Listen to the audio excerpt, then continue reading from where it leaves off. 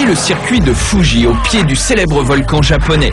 Un public hétéroclite se presse pour assister à l'une des manches du championnat D1, la première et seule compétition professionnelle de drift au monde. Le drift, c'est l'une des dernières folies automobiles qui nous passionne à Turbo.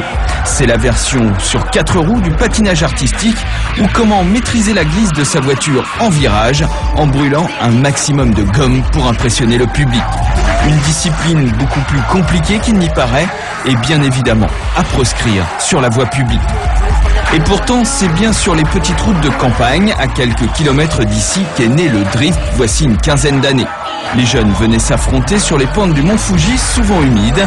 C'est ainsi qu'ils ont développé le sens de la glisse et que les plus anciens ont fini par organiser un championnat officiel sur circuit, le D1.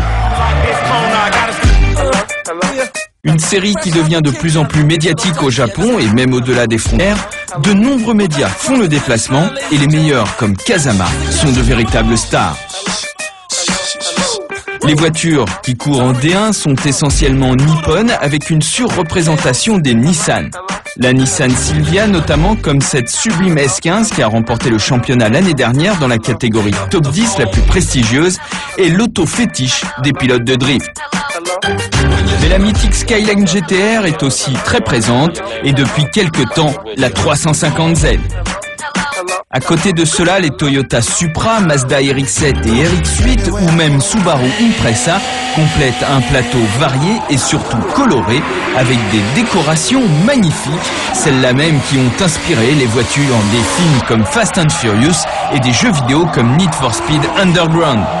Des voitures qui subissent une préparation spécifique, comme nous l'explique Benoît Tréluyer, un pilote français qui s'est installé au Japon pour courir en Super GT et qui se passionne pour le drift à ses heures perdues. C'est des voitures qui coûtent maintenant excessivement cher, on pourrait croire qu'ils ont des pneus spéciaux pour glisser, mais c'est complètement l'opposé, ils passent à des gommes de plus en plus tendres pour aller de plus en plus vite. Elles sont légères, il faut qu'elles soient propulsion, parce qu'avec une traction ça va pas être facile. Ensuite, ils ont un angle de braquage qui est beaucoup plus élevé qu'une voiture traditionnelle. C'est pour pouvoir récupérer la voiture quand elle est à 90 degrés. L'angle de braquage est incroyable, j'ai rarement vu ça.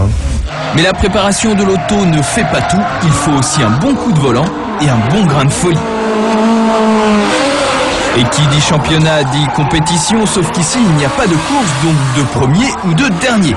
On retrouve donc l'analogie avec le patinage artistique, puisque les pilotes s'élancent les uns après les autres et sont notés sur un virage par des juges en fonction de leur vitesse de rentrée dans le virage, la qualité du drift, l'angle des roues avant et de la régularité dans la glisse.